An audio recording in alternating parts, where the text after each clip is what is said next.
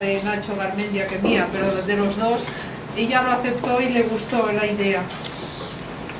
y le tengo que agradecer con todo el trabajo que tiene, más la promoción de su premio Anagrama, el premio Real, de todo, el ponerse a trabajar de esa manera como lo hizo. Y estamos muy contentos con el resultado del libro. Creemos que es una visión de una etapa, de una época española, vista desde el punto de la mujer, muy interesante. Nuestra primera idea fue decirle a Marta: ¿tú te acuerdas del libro de Carmiña Martingaite, Usos amorosos de la posguerra? Pues hándolo, pero de la transición para acá. Y creíamos que era un tema que estaba ahí, que no se había tratado, y que Marta, por su experiencia, por otras de sus novelas, era una manera de... Lo iba a enfocar, por supuesto, como ella quería, pero que podía tener mucho interés, cómo había sido la transición, no solo política, sino también personal y sobre todo el de la mujer.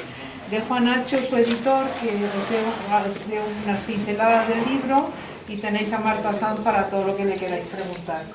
Y como siempre, gracias por estar y por tratarnos también a la Fundación Lara. Bueno, pues hola, bienvenido. Diré solamente un par de cosas también. Y bueno, la principal es que bueno, todos conocemos a Marta Sanz como narradora desde hace ya bastante tiempo, desde los primeros libros que sacó, que hay que reconocerle el ojo, Constantino Bértolo, cuando dirigía Debates, El frío y los demás títulos de su trayectoria inicial, que luego ha cobrado muchísima visibilidad con por ejemplo, la serie negra de Black Black Black, o también con la lección de anatomía que se reeditó hace poco en Anagrama con prólogo de Chirves. Daniela Astor y La caja negra. Estos dos últimos títulos están de alguna manera muy relacionados con lo que cuenta en este, pero bueno, quienes tenemos el vicio de leer también las reseñas y obras críticas, sabemos que tiene una muy buena cabeza. Esto no siempre es habitual entre los escritores de creación, que de hecho cuando hacen reseñas o hablan de libros no suelen tener opiniones, la verdad, son opiniones muy subjetivas y rara vez están tan impecablemente argumentadas como lo están en los textos críticos de Marta Sanz. Yo creo que esto lo hace a ella, aparte de otras muchas razones vinculadas a su propuesta narrativa, digamos, la hace especial dentro de su generación. Y se puede ver muy bien en algunos de los títulos que tiene publicados. Por ejemplo, los artículos son en origen artículos de prensa de No tan incendiario, que es un libro muy combativo pero muy inteligente, o también en una antología que habrá tenido poca, pero yo la he leído, yo creo que es el trabajo doctoral, ¿no? Un trabajo metalingüístico y sentimental, donde hace realmente un repaso de la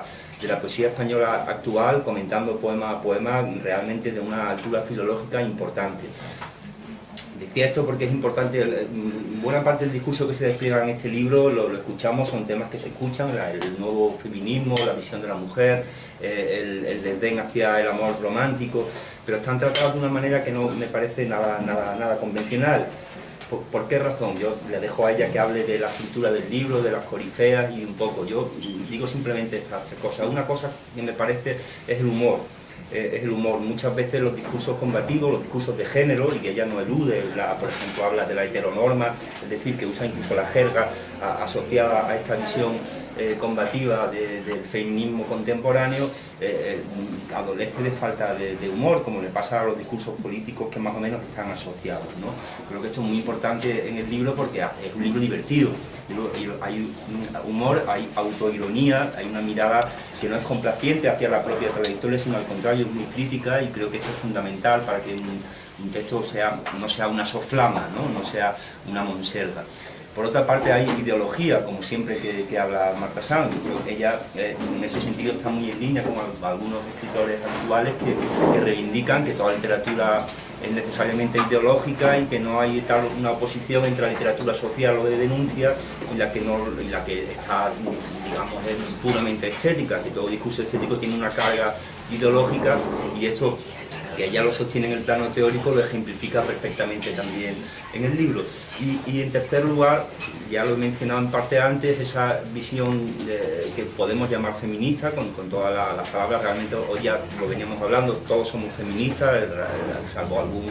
loco, ¿no?, reaccionario, pero precisamente porque es un discurso que en buena medida se ha impuesto y para bien, ¿no? Son muy importantes los matices, y yo creo que ahí nuevamente la visión que se deduce de este libro no es tampoco nada complaciente ni con la trayectoria de las experiencias propias o las de las mujeres que también participan en el discurso colectivo del libro, y que hay también una cierta distancia respecto a lo que podríamos llamar la corrección política, ¿no?, del feminismo, que parece que por ejemplo analiza pues la promiscuidad como algo necesariamente positivo, cuando realmente eso dependerá de los casos y no es un valor absoluto, es decir, contra los nuevos dogmas, ¿no? Yo creo que en ese sentido ahí está la lucidez y la inteligencia de la mirada, en saber hacer, por una parte, un repaso ameno en el que nos podemos reconocer cualquiera de los que estemos en ese segmento de tiempo, pero que no tiene nada que ver con ella lo dice expresamente, con el negocio de la nostalgia, podríamos llamarlo. O sea, hay toda una corriente actual que hace ahora mismo, que comercia, ¿no?, y es una literatura fácil, ¿no?, porque claro, todas las canciones de la adolescencia o las películas que vimos y todo eso crea que no es en absoluto crítica, muy complaciente, y en el fondo es un mero negocio, ¿no? Creo que este libro se aleja muy inteligentemente, coincidiendo en el tiempo con propuestas afines que proponen eso. Bueno, que está bien, que tampoco hay por qué condenarlo sin más, pero bueno, que digamos que lo que aquí podemos leer es otra cosa, de forma que me parece muy difícil mezclar pues, una cosa divertida, amena, con un discurso de fondo que creo que es muy importante, y que luego al lector, al final, yo se lo dije a ella nada más acabar de leerlo, esos cuestionarios que ella les pasa a las autoras que participan, realmente lo ponen a uno mismo, al lector, casi que se pone a responderlos mentalmente, y bueno, te hace pensar, igual que le ha hecho pensar a ella, que reconoce que ha tenido que replantear sus propios prejuicios o sus propias ideas a la luz de las experiencias de sus coetáneas, pues igual le pasa al lector. No digo nada más, cuando quieras, Marta, enhorabuena. Ni nada más ni nada menos. Bueno, yo muchas gracias a todos por haber venido. Estoy verdaderamente impresionada de que seáis tantos y tantas, o tantas y tantos, ya no sabe una muy bien. Esto habla muy bien del trabajo, por supuesto, de Carmen Ramírez. Yo simplemente quiero deciros que estoy y de Carmen Carballo, también está por aquí, que está por aquí, como estaba escondida detrás de esta, no la he visto. Pues deciros que estoy impresionada, que muchísimas gracias por haber venido aquí a nuestra convocatoria, y que también quiero expresar, por supuesto, mi gratitud hacia Ana Gavín y hacia Nacho Garmendia, con quienes he trabajado muy a gusto, y esto por dos razones. Porque Nacho Garmendia tiene, como yo, un poco una visión Rottenmeier del trabajo, ¿no? O sea, creo que somos dos personas bastante cumplidoras, germánicas, bastante perfeccionistas, y entonces a mí me da gusto trabajar con gente que sea así. Yo lo tengo que reconocer, ha sido un gustazo colaborar con la edición con Nacho. Y luego a Ana le estoy muy agradecida porque hace, claro, esta vida es muy larga, esta carrera es muy larga. Hay gente que yo empiezo a escribir en el año 2010 cuando publico Black, Black, Black. Hay periodistas que me lo han preguntado, ¿tu primera novela, Black, Black, Black? Entonces dices, no hombre, yo llevo desde el año 95, empecé con Constantino Berto, lo pasé por Debate, estuve en Destino, en RBA, luego llegué a Anagrama, ahora voy a hacer un libro con la Fundación Lara y tal. Y en ese largo periplo, en un momento que fue muy malo y muy crítico para mí y que pude superar gracias al apoyo familiar y la labor inestimable de mi agente, Ángeles Martín, que está por ahí, yo me encontré con Ana en una fiesta, en una azotea. Yo no sé si ella se acordará. Me encontré con ella y ella me dijo, Marta, esto es muy largo. Tú no te preocupes por lo que haya, era un momento en el que yo salí de Destino, y ella me dijo, tú no te preocupes, dice, esto no significa, dice, nos vamos a encontrar montones de veces, esto no significa un cierre definitivo, ya verás y tal. Y a mí me animó mucho lo que me dijo Ana, me hizo darme cuenta de que en este oficio hay pocas cosas que sean definitivas e irrecuperables, y también me hizo un poco ratificar una idea que yo tengo sobre el oficio de escribir, que tiene que ver con la persistencia. con la persistencia y un poco la lucidez para encontrar ese punto intermedio entre los golpes que te puede dar la vida, las críticas destructivas, las críticas constructivas y la coherencia con tu propio proyecto. Entonces, cuando ella me llamó para decirme que se les había ocurrido a Nacho y a ella reeditar de alguna manera esa visión de los usos amorosos que tan maravillosamente hizo Martín Gaite en su momento, llevándola al contexto de la transición española, yo no le pude decir más que sí, corriendo y deprisa, porque me interesaba el tema, porque iba a trabajar con ellos, por admiración hacia el libro de Martín Gaite, por vanidad, por el hecho de que hubieran pensado en mí para hacer algo que en su momento hizo Martín Gaite, y luego porque, como muy bien ha dicho Nacho, yo creo que sintonizaba perfectamente con la línea que yo llevaba desde hace años, ¿no? O sea, yo creo que lo que cuento en este Éramos Mujeres Jóvenes es algo a lo que yo le llevaba dando vueltas cuando escribí El Frío en el año 95, y de alguna manera quería desdecir los mitos románticos del amor a partir del relato de una experiencia autobiográfica, y de una manera muy especial también cuando escribí La lección de anatomía y cuando escribí Daniela Astor y la caja negra, que son novelas donde de alguna manera están reflexionando sobre mis incertidumbres, sobre el hecho de ser mujer. Yo antes no me acuerdo con quién hablaba y tal, yo hay veces que parece que hablo de mucha seguridad de ciertas cosas, pero yo los libros que escribo los escribo motivada en gran medida porque a mí hay temas que me provocan, me suscitan muchas dudas, me suscitan muchas preguntas, y uno de los temas que más preguntas me suscitan en este momento y en este mundo es mi papel como mujer en el campo cultural, mi papel como mujer en la vida familiar y personal, mi papel como mujer en la intimidad y mi papel como mujer en el espacio común. Entonces, tengo muchas preguntas sobre lo que tengo que hacer, lo que no tengo que hacer, lo que me viene impuesto, lo que he aprendido, y entonces un poco de esas preguntas surgen esas novelas y surge este ensayo. En la lección de anatomía, por ir contando las cosas así con cierto orden, yo escribí una novela que era netamente autobiográfica. E hice un ejercicio de introspección, y muchas veces de introspección cómica, como muy bien ha dicho Nacho, y aquí quiero hacer un paréntesis. Hay veces que parece que las mujeres no podemos reírnos, hay veces que parece que las mujeres estamos absolutamente incapacitadas para el humor, para la sátira, y creo que en esa incapacidad cultural que se nos asigna se proyecta un prejuicio que relaciona siempre a las mujeres con lo sufriente, con lo asistencial, con lo doloroso. Tenemos que estar siempre muy preocupadas, muy estresadas, muy tristes. Es como si no pudiéramos tener un espacio para la risa sana o maligna, ¿no? Entonces yo creo que de algún modo en la lección de anatomía y en libros posteriores yo he querido recuperar esa capacidad de las mujeres para reírnos con malignidad y al mismo tiempo sanamente de los demás y de nosotras mismas, ¿no? Entonces, en esa novela autobiográfica yo reflexiono por qué soy la mujer que soy a los 40 años en función de mis relaciones con otras mujeres de mi entorno, la familia, las compañeras de trabajo, las amigas, y me centro en una cuestión que me preocupa mucho, que es la visión del cuerpo de la mujer,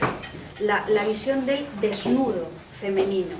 Y al final de la lección de anatomía lo que hay es un autorretrato desnudo, donde el cuerpo termina siendo un poco el texto donde se quedan impresos los momentos fundamentales de la vida de una mujer. Es decir, intento hacer un autorretrato desnudo de un cuerpo femenino que no pasa por el mito precioso de la maternidad, ni pasa tampoco por el mito de la hipersexualización. Es una mujer, este es mi cuerpo, estos son mis lunares, estas son mis arrugas y esta es mi manera de encorvarme a causa de mi timidez o mis trabajos. En la siguiente novela, que es Daniel Astor y la caja negra, no es una novela autobiográfica, cuento una experiencia de una niña que tenía la misma edad que yo en el momento de la transición, que serían 11, 12, 13 años, pero en esa novela lo más importante no es cómo una mujer se construye en relación de sus experiencias con otras mujeres de su entorno, sino cómo se construye en relación con las imágenes culturales de su entorno, que en el caso mío y en el caso de la protagonista Daniela Astor y la caja negra son las bellas imágenes de la transición, las bellas imágenes de las actrices del destape. Agatha Liz, Amparo Muñoz, las azafatas del 1, 2, 3, María José Cantudo, y yo creo que ahí a Ana se le enciende y a Nacho se les enciende el clic y dice esto, claro, porque en Daniela Astor y la caja negra hay ya recogida en un falso documental inserto en la novela esa memoria cultural de la visión de las mujeres en la transición española. De ahí, de esa experiencia de escritura, en la que yo creo que por una parte cuento cosas que creo que sé de antes, pero al mismo tiempo voy aprendiendo mientras escribo, pues de ahí llegamos a Éramos mujeres jóvenes, donde ante la propuesta de Ana yo decido que por una parte, dado que voy a escribir un ensayo, voy a hacer caso al padre de los ensayos, que es Montaigne, y lo que voy a intentar hacer es un ejercicio de introspección, autocrítica, sin el cual es imposible intentar crear un fresco de época. Montaigne decía que para escribir un ensayo, que os recuerdo que es un género subjetivo, hay veces que la gente se confunde y dice va solamente por la parte académica o cientifista del ensayo, ¿no? El ensayo es un género subjetivo que pasa por la introspección, por mirarte las tripas, por reflexionar sobre tu intimidad y hacerlo de una manera autocrítica, muchas veces que puede ser dolorosa o divertida, pero, o las dos cosas al mismo tiempo. Entonces, decido que en Éramos mujeres jóvenes va a haber esa parte, donde yo voy a utilizar capítulos que de algún modo quedaron pendientes en la escritura de la lección de anatomía, pero que por otra parte, para ser más honesta y para responder más a las expectativas, a la mirada de otro tipo de lectoras y de otro tipo de lectores, pues voy a abrir mi gran angular, mi zoom o como se llame, porque no sé nada de instrumentos ópticos, pero vamos, voy a utilizar una lente de aumento, o sea más panorámica, y entonces voy a pasar el cuestionario, un cuestionario que voy a escribir sobre estos asuntos a una serie de personas de mi entorno cercano, amigas dispuestas a colaborar. La sorpresa llega cuando yo veo que esa expectativa que yo tenía de trabajar con 4 o 5 mujeres más que yo, como mucho, no sé a qué loca de las corifeas se le ocurre rebotar el cuestionario. Y de repente me encuentro con 15. Y entonces a la corifea le digo, ¡para! No soy el Instituto Nacional de Estadística, no tengo capacidad para procesar tanta información, para procesar tantos datos, y por otra parte las preguntas que yo planteaba en el cuestionario no eran preguntas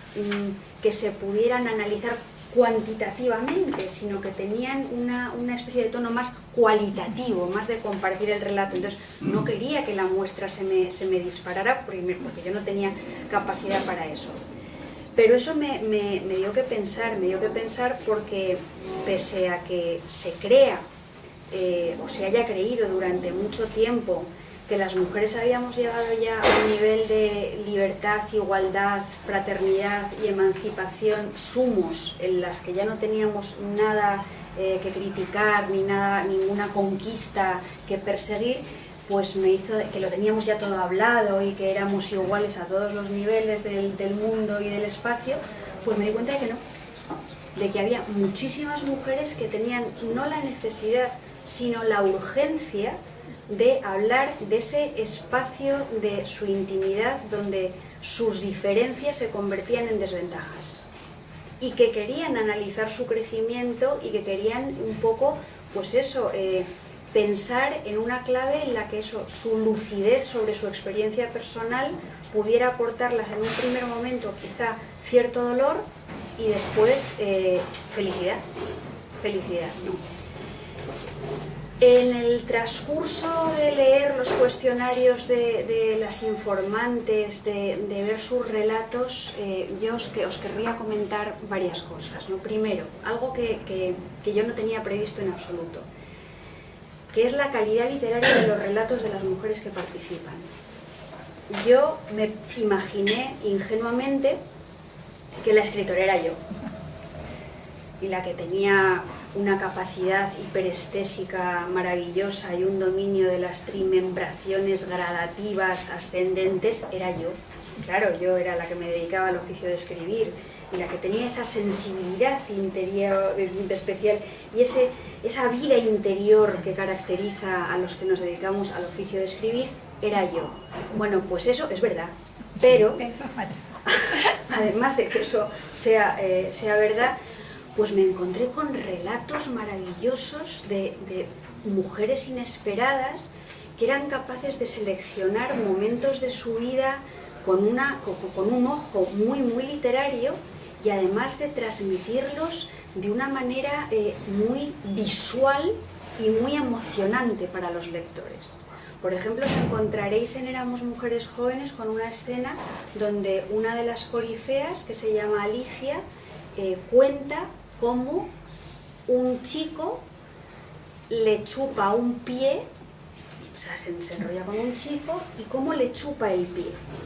los deditos de los pies, con una minuciosidad que ella interpretó como el amor sumo, el hecho de que un hombre te chupara con esa delicadeza los dedos de los pies. Y lo cuenta de una manera que yo me quedé con la boca abierta y me produjo envidia incluso por la enunciación literaria. Entonces, eso os lo quería comentar porque verdaderamente hay relatos de las informantes que por una parte tienen una calidad literaria excepcional, y relatos de las informantes que son muy sorprendentes en el proceso de desdecir los tópicos y las frases hechas sobre lo que nosotros consideramos que es la sexualidad de las mujeres en los tiempos en los que vivimos. Otro aspecto fundamental, yo creo, de este libro, y es lo que os voy a decir ya, porque si no ya no sé cómo voy a responder a vuestras preguntas, porque ya os he contado todo lo que sé y ya me voy a quedar fatal, voy a quedar como una lerda absoluta. Otra de las cosas fundamentales es que, claro, a mí no me interesaba hablar esencialmente de las mujeres. Yo no creo en la esencia femenina, y creo que si existe eso que se llama esencia femenina, eso es una construcción de una mirada absolutamente masculina.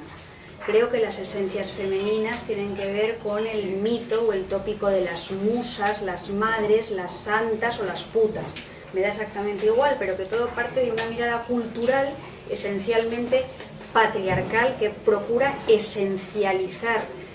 eso que somos las mujeres para tenerlo más controlado, probablemente. O sea, meter dentro de una cajita lo que no se puede entender, o lo que de alguna manera da miedo. Entonces, en este libro yo no quería hablar de la mujer, sino que quería hablar de las mujeres. Y quería ver cómo en esa pluralidad de mujeres existe, por una parte, un componente de tipo biológico, un componente de tipo sexual, que nos hace diferentes, e insisto, esa diferencia nunca se tiene que convertir en una desventaja,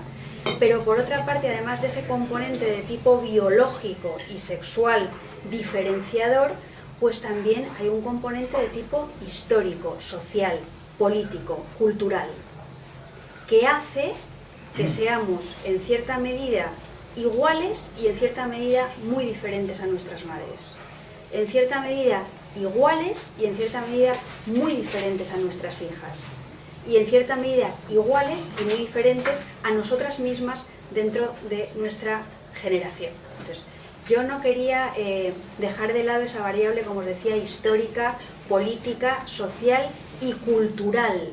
donde las representaciones culturales de la mujer, las representaciones de las mujeres, las representaciones de la feminidad, del cine, de la literatura, de la pintura o de la publicidad, nos impregnan y se nos meten dentro en una concepción de la cultura que yo creo que no es ornamental, sino profundamente significativa, ¿no? Y eso es un poco, yo creo, el recorrido de Éramos Mujeres Jóvenes, con la peculiaridad también de que yo he percibido, por lo que me cuentan mis corifeas y por mi propia experiencia y por los propios relatos familiares que me han ido llevando a lo largo de la escritura de novelas y de este ensayo en particular, pues tengo un poco la percepción de que muchas mujeres, las mujeres, estábamos encorsetadas en la época del franquismo por un concepto de feminidad y de sexualidad de las mujeres sucio, guarro. El orgasmo de la mujer se consideraba algo asqueroso, que no se podía decir en público. El cuerpo de la mujer se tachaba. Si tú decías que disfrutabas de tu sexualidad, eras una mujer extraña y probablemente peligrosa. Hemos pasado de eso, que tenía mucho que ver, insisto, con los confesionarios y la moral nacional católica y la represión franquista, a otro tipo de corsés. A otro tipo de corsés que tienen que ver con un poco la valoración excesiva de, no la valoración excesiva, sino la hiperactividad sexual continua y contorsionista de las mujeres en sus prácticas amatorias. Tienes que ser todo el día hiperactiva sexualmente, tener muchas parejas, ser súper promiscua, usar todos los juguetes que te puedan vender, los geles de frío y calor, la lencería más estupenda, estar todo el rato dispuesta, gustarte el bondage, luego abandonar el bondage y dedicarte a otro tipo de... O sea, todo un agobio horroroso, ¿no? Entonces, en este libro, a mí eso que me parece muy respetable, o sea, quien lo quiera hacer que lo haga, creo que eso lo deberíamos pasar un poco por el filtro autocrítico de una sociedad neoliberal en la que tenemos que estar permanentemente consumiendo cosas que malbaratan nuestra afectividad y nuestra sexualidad, pero en cualquier caso yo quiero subrayar que este libro, como comentaba antes con una compañera vuestra, no es prescriptivo. Es un libro que describe. Es un libro que describe a través de los relatos de muchas mujeres. Y en esa descripción de los relatos de muchas mujeres yo me he encontrado con que pues, hay una tendencia monogámica de mujeres que llevan con novios durante muchos años de su vida, pero insisto, es una descripción y es una muestra pequeña. Es un libro que en ningún momento invita a un deber ser, sino todo lo contrario, lo que invita es a que cada mujer construya su propio relato introspectivo y decida qué es lo que le hace feliz,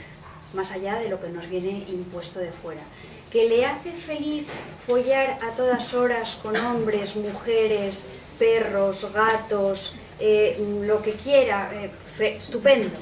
ningún problema. Que le hace feliz tener una sola pareja con la que vive durante sus años y considera que el romanticismo es compartir un programa de televisión mientras te tomas una cerveza